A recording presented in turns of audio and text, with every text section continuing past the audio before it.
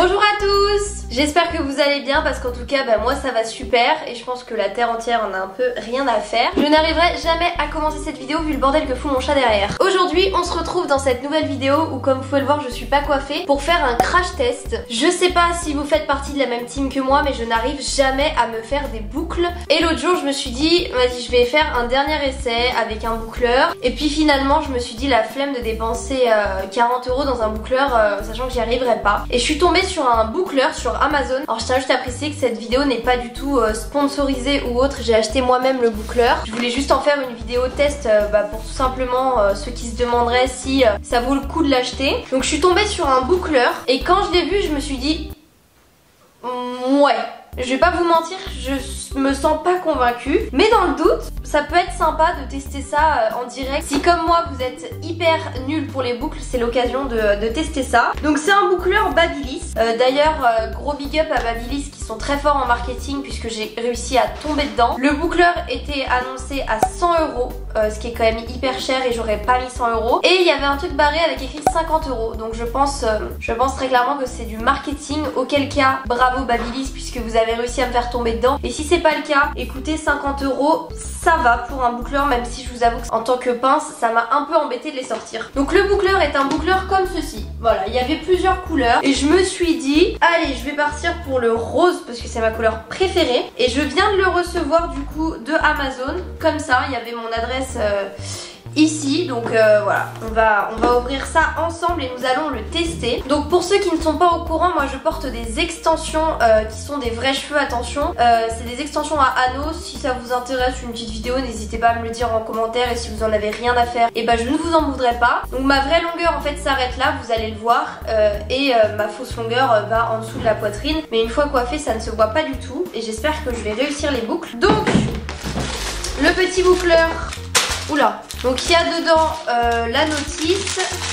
Quoi ça? Ah, c'est pour le nettoyer. Il y a le petit ustensile là pour nettoyer. Parce qu'en fait ce qui est très perturbant, et ça d'ailleurs c'est ça que je suis très réticente, c'est parce qu'en fait la mèche va rentrer dans l'appareil, va l'aspirer, la chauffer et la ressortir bouclée. Et ça je vous avoue que ça me fait très peur. Bon, d'un autre côté, si les cheveux crament, ce sera mes extensions, donc finalement ça va. Mais j'ai regardé les tutos des youtubeuses beauté et ça avait l'air genre vraiment méga simple. Donc je me suis dit si moi j'y arrive pas, la honte. Mais d'un autre côté, si je n'y arrive pas, vous serez peut-être beaucoup à ne pas y arriver. C'est vrai que j'ai l'impression que quand c'est les youtubeuses beauté qui font, c'est toujours simple. Mais quand c'est nous, c'est jamais simple. Même si finalement après tout je suis une youtubeuse. Mais la différence c'est que je suis un peu trop honnête parfois. Alors là déjà je commence à faire des gros nœuds parce que j'ai pas de ciseaux pour retirer le truc. Voilà. Il y a une petite notice dessus comment s'en servir. Donc si j'ai bien compris, j'ai pas compris non. Genre on met la mèche là, on la fait passer ici, le boucleur va l'aspirer, on peut choisir je crois entre plusieurs secondes. Non pas du tout, ça c'était sur le truc, ok. Sur une version on peut choisir combien de secondes ça chauffe. Et puis ça va normalement ça va la ressortir. Oh, j'ai un peu peur je vous avoue. Bon je vais les mettre à chauffer. A priori il chauffe très vite de ce qu'on m'a dit, enfin de ce que j'ai regardé. Et je vais quand même regarder dans le manuel d'utilisation. Ah, cet appareil n'est pas conçu pour être utilisé sur les cheveux très longs. Oui bon on va se débrouiller autrement hein. On va dire qu'ils sont pas très longs mes cheveux. Ça commence mal. Ah ok, il y a un réglage de température. Donc le numéro 1 c'est 185 degrés et le numéro 2 c'est 205 degrés. Donc moi je vais mettre à 185 degrés histoire de pas cramer les cheveux. Bien évidemment les amis, avant de faire quoi que ce soit, on utilise un protecteur de chaleur. Très important. Bon écoutez les amis, on va essayer. Donc première étape c'est le protecteur de chaleur. Très important. Bon je me suis mis un petit miroir à côté histoire de quand même avoir un visuel de ce que je fais. Hop, je vais faire une section de mèche. Donc ils disent de faire ça sur des cheveux plutôt propres. Alors moi pour être honnête avec vous, je me suis pas lavé les cheveux avant. Je te pense que c'était la cata, comme ça je les lave après. Mais également parce que je trouve que les cheveux tiennent plus sur un cheveu pas sale mais genre pas propre à 100%. Donc c'est parti, je prends ma première mèche. Alors d'abord je vais essayer peut-être avec mes vrais cheveux, histoire que tout soit bouclé. Donc ça vous voyez c'est ma vraie longueur. Ah ça commence bien hein. C'est cool, c'est vraiment bien réussi. Ah c'est top hein. Bon, on va essayer sur une mèche davantage grande. Pas pourquoi j'ai peut-être pas. Je pense que c'est parce que j'ai pas la main. Oh les gars, c'est iconique, regardez, j'ai fait une petite boucle. Pas mal. Alors en fait, comment je fais? Donc pour vous expliquer, donc je prends la mèche, tout simplement. Je la rentre, vous voyez, je la fais passer sur le côté de mon... Enfin, tout à l'intérieur comme ça. J'appuie donc sur le truc. Il y a un petit bip. 3. Je vais attendre 5 secondes. 5. Et... voilà la boucle. Bon alors, moi le seul problème c'est qu'effectivement j'ai les cheveux longs et que sur les extensions c'est pas non plus le top. Donc j'essaye toutes les mèches et je vous fais un petit récap.